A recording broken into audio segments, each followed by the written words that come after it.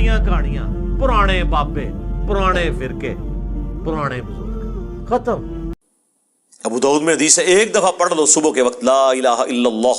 وحدہ لا شریک لہ لہ الملک ولہ الحمد وہو علی کل شیء قدیر۔ شام تک اللہ کے قلعے میں ہو، اللہ کی طرف سے شیاطین کے اگینسٹ قلعے میں ہو، شام کو پڑھ لو، صبح تک قلعے میں۔ ابو داؤد ترمذی میں ہے کہ جو شخص صبح اور شام تین دفعہ آخری 3 سورتیں پڑھ لیتا ہے، ہر چیز سے اسے کفایت کر جائیں گی۔ بخاری مسلم میں حدیث ہے، جو رات کو سونے سے پہلے سورۃ البقرہ کی آخری 2 آیات ایک دفعہ بس پڑھ لے، جو کچھ مانگا مل جائے گا اور ہر چیز سے اسے کافی ہو جائے گی۔ مسلم شریف میں حدیث ہے کہ سبحان اللہ والحمد للہ ولا الہ الا اللہ واللہ اکبر پڑھنا، رسول اللہ فرماتے ہیں مجھے ہر اس چیز سے بڑھ کر محبوب ہے جس پہ سورج طلوع ہوتا ہے، دنیا اور دنیا کی ہر چیز سے بڑھ کر یہ پسندیدہ ترین کلمات ہیں جو ہم فرض نماز کے بعد بھی پڑھتے ہیں۔ تو یہ اللہ تعالیٰ کے کلمات ہیں، ان کے ذریعے اللہ کی طرف متوجہ ہوں، اللہ تعالیٰ دعا قبول کرتا ہے۔ وہ ترمذی میں حدیث ہے، ایک شخص آیا، اس نے نماز پڑھی، پھر تیزی سے دعا شروع کر دی، آپ نے فرمایا سائل نے جلدی کی۔ ایک دوسرا شخص آیا، اس نے پہلے اللہ کی حمد بیان کی، پھر دروشی پڑھا، پھر دعا مانگی، فرمایا سل تعطا، مانگ تجھے دیا جائے گا، مانگ تجھے دیا جائے گا۔ اور نماز میں بھی پروٹوکول آپ دیکھیں کیا ہے، پہلے اللہ کی حمد بیان ہوتی ہے، التحیات للہ والصلوات والطیبات، پھر درود شریف، اور اینڈ پہ جا کے دعائیں آتی ہیں۔ دعا کا پروٹوکول ہے اللہ کی تعریف اور اس کے بعد درود شریف اور پھر دعا، اس کے بغیر دعا قبول نہیں ہوتی۔ اور جس نے تیزی سے دعا کی تھی نا، ترمذی میں حدیث ہے، پھر حضور نے اسے بلایا اور سمجھایا کہ پہلے اللہ کی حمد بیان کرو، پھر مجھ پر درود شریف پڑھو، پھر اللہ کی طرف متوجہ ہو، اللہ دعا قبول کرے گا۔ کسی مزار پہ جانے کی ضرورت نہیں میرے بھائی، گھر بیٹھے اللہ کی حمد اور درود شریف کے ساتھ آپ اللہ کی طرف متوجہ ہوں۔ مسلم شریف میں حدیث ہے، جو اذان کا جواب دے وہی کلمات ریپیٹ کرے، حی علی الصلاح حی علی الفلاح پہ لا حول ولا قوت الا باللہ کہے، اور اس کے بعد مجھ پر ایک دفعہ درود شریف پڑھے اور الوسیلہ والی دعا مانگ لے، قیامت کے دن میری شفاعت اس کے لیے حلال ہو جائے گی۔ اللہم اجعلنا منہم، آمین۔ کتنے پیارے پیاری چیزیں ہیں جو نبی علیہ السلام نے تعلیم فرمائی ہیں۔ ہم نے اس لیے سنت اذکار کارڈ لکھے میرے بھائی، یہ میری سالوں کی محنت ہے جو میں نے ایفرٹ پٹ کر کے اس چیپٹر کو کلوز کر دیا۔ Green card, blue card, orange card, میں بالکل خبطیوں کی طرح 2008 سے لے کے سمجھ لیں 2010 تک میں نے کوئی حدیث کی کتاب کا چیپٹر نہیں چھوڑا جس میں میں اللہ کے نبی کے وظائف کو تلاش نہ کروں صلی اللہ علیہ وآلہ وسلم، پھر حدیثوں کی صحت کے پیچھے، پھر جتنے علماء نے اذکار کی کتابیں لکھی وہ، پھر اذکار کارڈ جو چھپے تھے، اس کے بعد میں نے ایک انٹلیکچوئل ترتیب کے ساتھ یہ اذکار کارڈ لکھے، آخرت کا بلو کارڈ اور گرین کارڈ، ہماری ویب سائٹ پہ رکھے ہیں، ڈاؤن لوڈ کریں تو اس کو پڑھیں، ان کے ترجمے بھی ساتھ لکھیں تاکہ آپ کو سوز و گداز فیل ہو۔ صرف عربی پڑھنے سے تو نہیں آپ کو پتہ چلے گا اگر آپ کو پتہ ہی نہ ہو کہ اس کا مطلب کیا ہے۔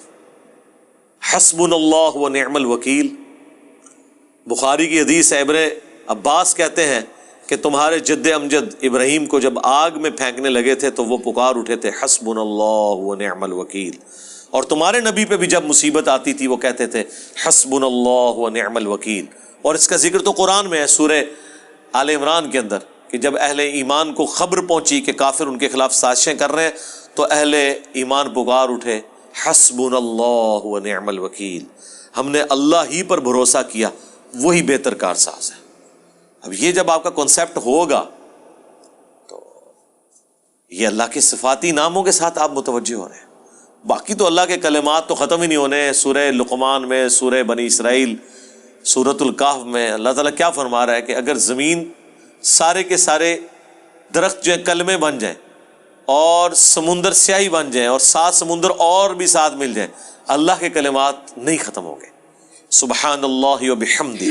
عدد خلقہ ورضا نفسہ وزنۃ عرشہ ومداد کلماتہ۔ بخاری میں حدیث ہے اللہ تعالیٰ کے 99 نام ہیں، جو ان کو لے لے گا تو اس پہ جنت واجب ہو جائے گی۔ لینے سے مراد یہ نہیں ہے کہ مطلب وہ ان کی صرف تسبیح کھینچتا رہے گا، مراد یہ کہ وہ اللہ تعالیٰ کو سیریس لے گا، ٹھیک ہے۔ اور لوگ وہ خالی نام پڑھ رہے ہوتے ہیں، کہتے ہیں بس جنت ہوگی، نماز پڑھنے کی لوڑ ہی کوئی نہیں۔ بھائی اگر یہ سنن نسائی الکبریٰ میں حدیث ہے نا کہ جو آیت الکرسی فرض نماز کے فوراً بعد پڑھتا ہے مرتے ہی جنت میں داخل ہوگا، جنت اور اس کے درمیان صرف موت کا وقفہ ہے،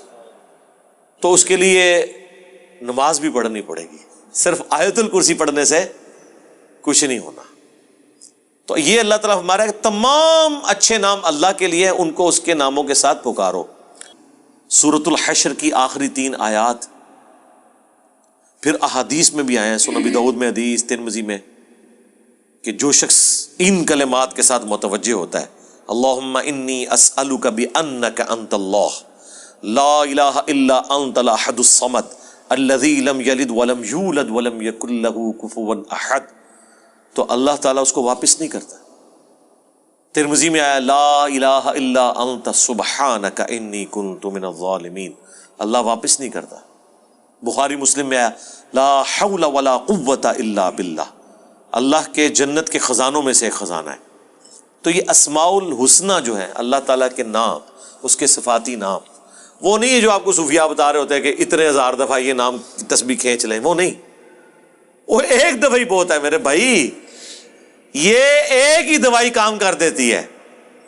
زیادہ زیادہ 3 دفعہ دعائیں آئی ہوئی ہیں، 7 دفعہ آئی ہوئی ہیں، 10 دفعہ آئی ہیں، اس سے زیادہ نہیں، سوائے تسبیحات کے جو 33 دفعہ ہیں یا 100 دفعہ ہیں۔ دعائیں تو آپ کو آیت الکرسی ایک ہی دفعہ پڑھنی ہے فرض نماز کے بعد،